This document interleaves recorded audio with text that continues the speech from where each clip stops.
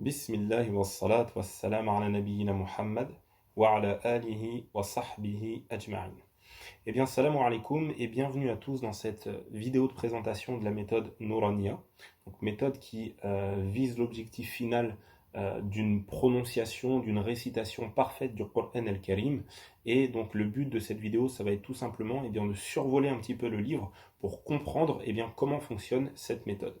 Donc comme on peut le voir sur la page de droite, on a ce qu'on appelle Ad-Darsul Awwal, c'est-à-dire la leçon numéro 1.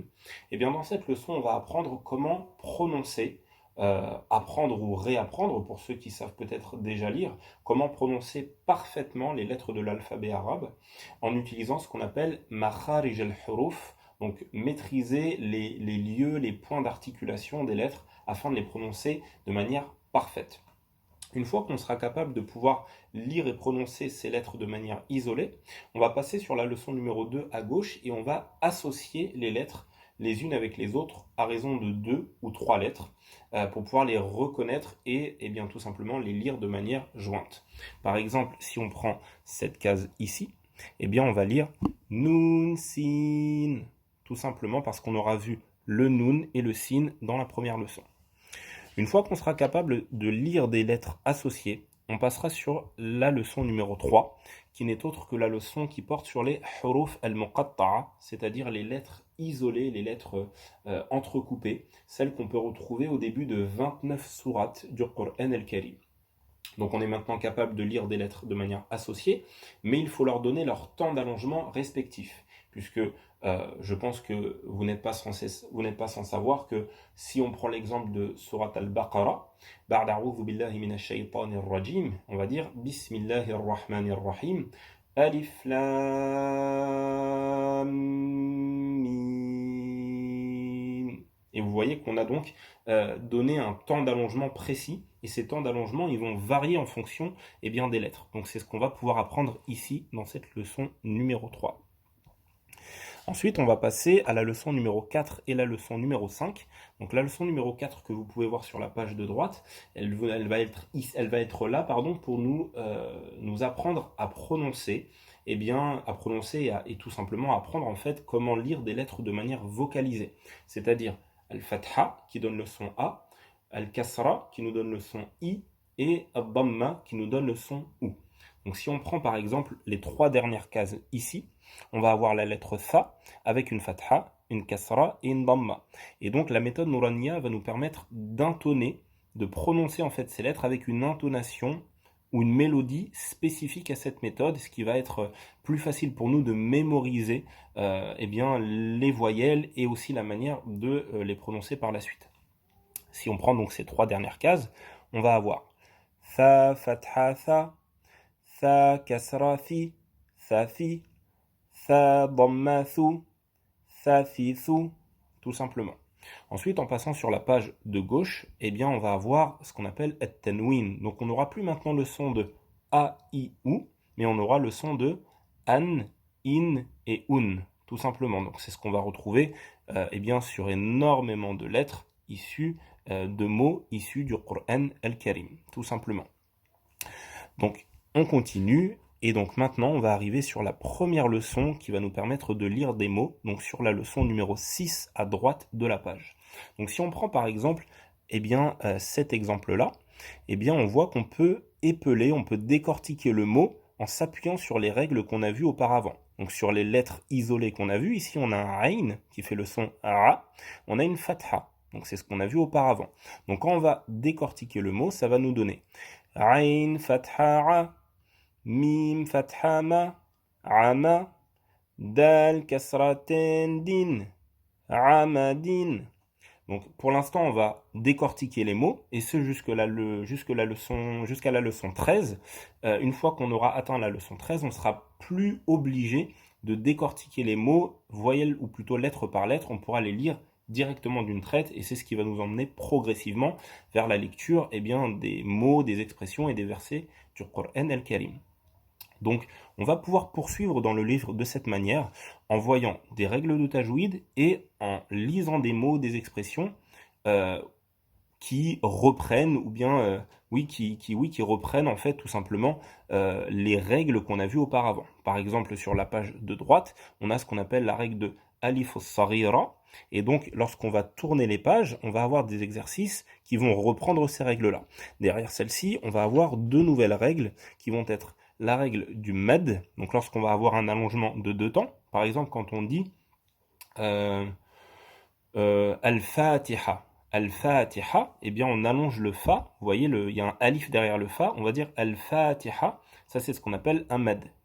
Ensuite, on va passer à ce qu'on appelle al-lin, donc ça c'est une règle particulière de tajwid.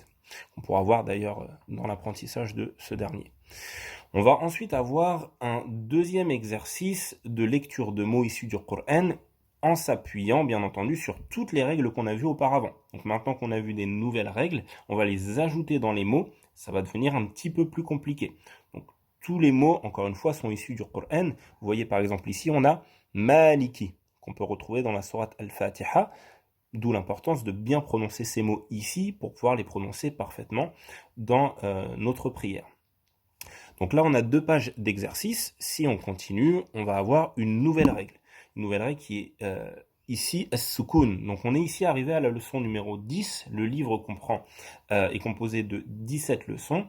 On est ici un peu plus de la moitié. Et donc ici, on va apprendre comment prononcer les lettres avec des sukun, avec un sukun, sachant que en fonction des lettres qui vont comporter un sukun, eh bien le son ne va pas être le même au niveau du sukun.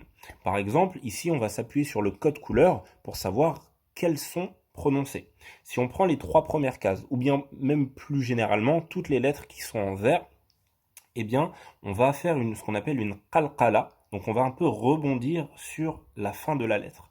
Par exemple, si on prend la première case, eh bien, ça va nous donner Hamza, Fatha, Ba, Sukun, Ab. Et vous voyez, on a un petit peu rebondi sur le Ab.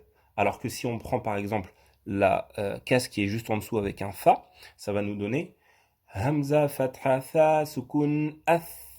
Et vous voyez, le son a été prolongé, ce qu'on appelle Al-Hams. Donc on va pouvoir apprendre toutes ces règles de tajwid là qui vont nous faciliter dans notre récitation du Coran. Donc derrière ça, on va avoir une autre page d'exercice en ajoutant justement les dernières règles qu'on vient de voir, donc ce qu'on appelle tadribatun ala sukun, donc les exercices qui vont porter sur des mots avec des sukuns. On va continuer avec deux pages d'exercices qui vont prendre et les sukuns, et les fathatain, et les fatha kasra dhamma, etc., etc. Donc toutes les règles qu'on a vues auparavant. Bien entendu, ça n'est que des mots, des expressions issues du Coran. Ensuite, on va arriver sur la leçon numéro 12 et on va voir ce qu'on appelle shadda. Donc shadda, on va décomposer une lettre avec une shadda pour comprendre qu'est-ce qu'une shadda, comment la prononcer. Derrière ça, on va arriver sur la leçon numéro 13. Encore une fois, des exercices avec toutes les règles qu'on a vues, des mots qui vont comprendre toutes les règles qu'on a vues, ainsi que la dernière règle, Ash-Shadda. Ensuite, on arrive à la leçon numéro 14. Encore une fois, on va fusionner quelques règles avec des nouveaux mots. C'est-à-dire que juste avant, on avait une règle avec la Shadda, des mots avec Shadda. Maintenant, on va mettre Shadda plus Sukun dans l'exercice, dans la page d'exercice qui se situe sur la gauche. On arrive ici à la leçon numéro 15, 16 et 17. Donc vous voyez qu'on a déjà fini le livre. Bien entendu, ça va beaucoup plus vite quand on fait une vidéo de présentation plutôt que quand on étale ce programme sur 6 mois. Ça prend du temps, c'est tout à fait logique, mais en même temps, c'est une science tellement valeureuse et bénéfique, forcément, il faut le faire en prenant son temps. Donc on a ici en fait que des exercices. Ces exercices-là, chaque fois, ils vont reprendre des règles qu'on a vues auparavant. Cette leçon-là, donc la leçon numéro 16, est assez compliquée. Pourquoi ? Parce qu'on va voir ce qu'on appelle un med, mais suivi d'une shadda. Donc on va avoir un temps d'allongement qui va être assez long, et donc, bien entendu, on va à chaque fois décortiquer les mots, et ça, je ne l'ai pas précisé dans les pages qui ont précédé, mais à chaque fois, on va décortiquer les mots, sachant qu'à partir de cette leçon, la leçon numéro 13, on peut très bien ne plus décortiquer si on le souhaite. Donc soit on peut dire burriza, tout simplement directement, ou bien on peut décortiquer en disant ba dhamma ra shadda bur, ra kasra ri, burri, za fatha za, burriza. Et vous voyez, c'est exactement la même prononciation, sauf qu'une fois je l'ai lu d'une traite, une fois je l'ai décortiqué. À partir de cette leçon-là, on n'est plus dans l'obligation de décortiquer, c'est plus facile pour nous de lire directement d'une traite. Donc là, on arrive en fait sur les dernières leçons, et on a maintenant carrément des expressions, voire des bouts de versets issus du Coran al-Karim, principalement issus du Juz Amma, mais d'autres Juz également. Et donc ça va être des versets, en tout cas des bouts de versets qu'on va retrouver eh bien, dans les premières sourates du Coran al-Karim, ou plutôt les dernières, Juz Amma, ce qui va être beaucoup plus facile pour nous ensuite de les réciter. Vous voyez, si on prend l'exemple ici, eh bien, on a un exemple très très parlant, puisque c'est quelque chose qu'on récite tous les jours dans Surat al-Fatiha. Donc on va le décortiquer pour voir un petit peu comment on le décortique, et ensuite on va le réciter d'une traite. Donc on a ici Waw fatha wa, Lam fatha dad shadda lad, Dad fatha alif mad lam shadda dal, Lam kasra ya sukun li, Nun fatha na. Et ensuite, on va pouvoir dire tout le mot qu'on vient de décortiquer. Waladdallina. Alors, ce qu'il est important de noter, c'est que dans la méthode Nouraniya, qui est à la base conçue pour les enfants ou pour les débutants en arabe, les non-arabophones, on ne va décortiquer que ce qu'on va prononcer. Je m'explique. Vous voyez ici un alif et un lam.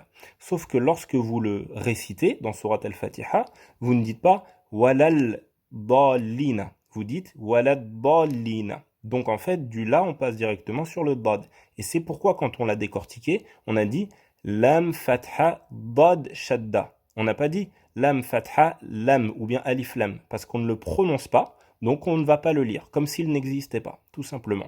Et donc on va poursuivre comme ceci, sur des bouts de versets, des expressions. On va même avoir le nom d'Allah, qu'on va retrouver ici, et dans une leçon un petit peu auparavant, ici. Donc il va être important de pouvoir décortiquer le nom d'Allah subhanahu wa ta'ala, afin de pouvoir le prononcer aussi de manière parfaite. Et donc c'est ainsi que va se terminer l'apprentissage des 17 leçons de la méthode Nouraniya, et on est normalement capable de pouvoir réciter tout le Coran de manière parfaite avec plus de 95% des règles de tajwid.